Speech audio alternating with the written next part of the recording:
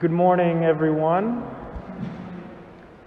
When I was 13 years old, I went to my very first football practice.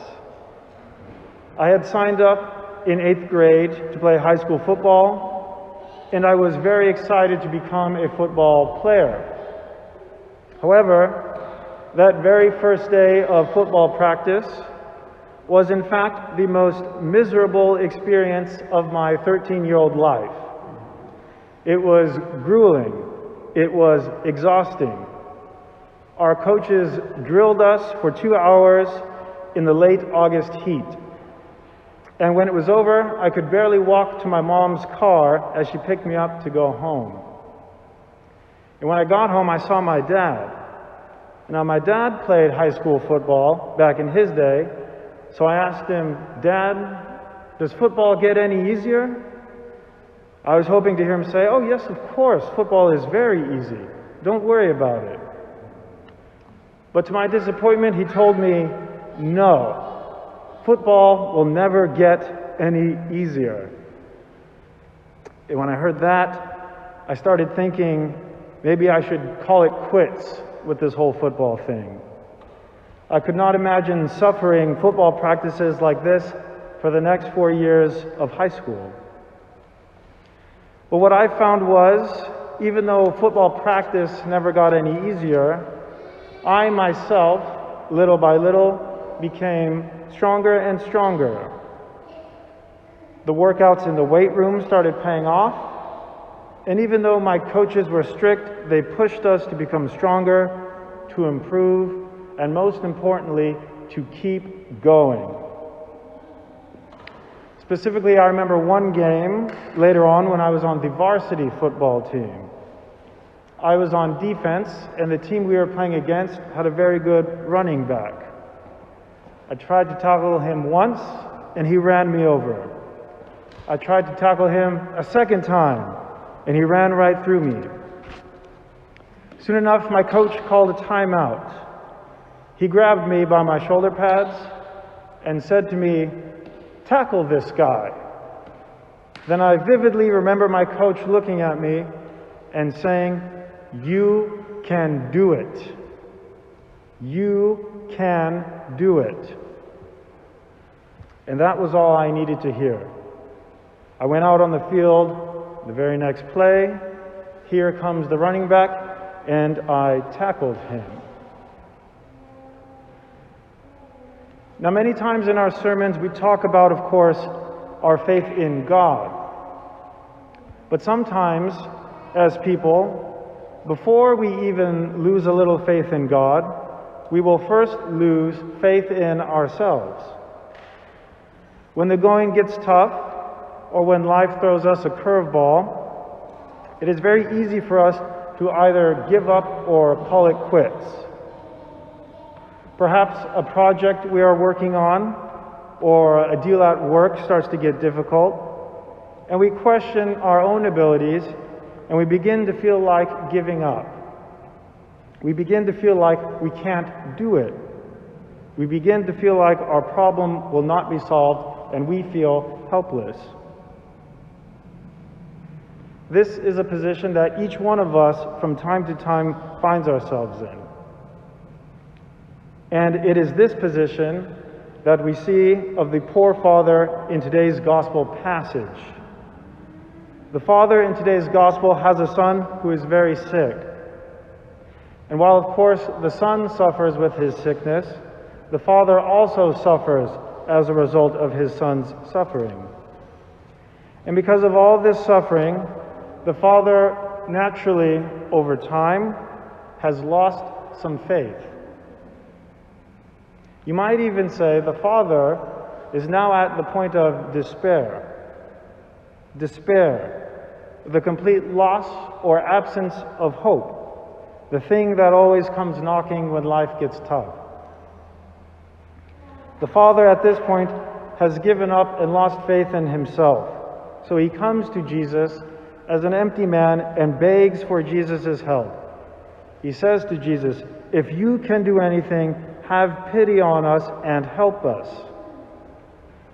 And right then is when Jesus, more powerfully than the strongest football coach, encourages the father. He puts faith back into the father. He strengthens the father when he says to him, "If you can, all things are possible to him who believes." And this is the moment when the despairing father cries out with the beautiful, well-known words, "I believe, Lord, help my unbelief." In other words, he's saying to the Lord, "I want to believe, but I have endured so much. Lord, I used to believe. My faith was once strong, but now I'm not so sure. I'm confused. I don't understand the difficulties I'm going through. Lord, I want to believe. I want to believe that I can do good. I want to believe that it is possible to improve my life, to find healing for my soul. I want to believe that I can change my bad habits, but nothing seems to help. Maybe I should quit." The thing is that this man, the father who brings his child to Christ today, is a perfect picture of nearly every human being, of each one of us. Each one of us is up against that one challenge or that one struggle that makes us maybe lose some hope. But it is these challenges that God Himself has faith in us to prevail, even when we do not have faith in ourselves.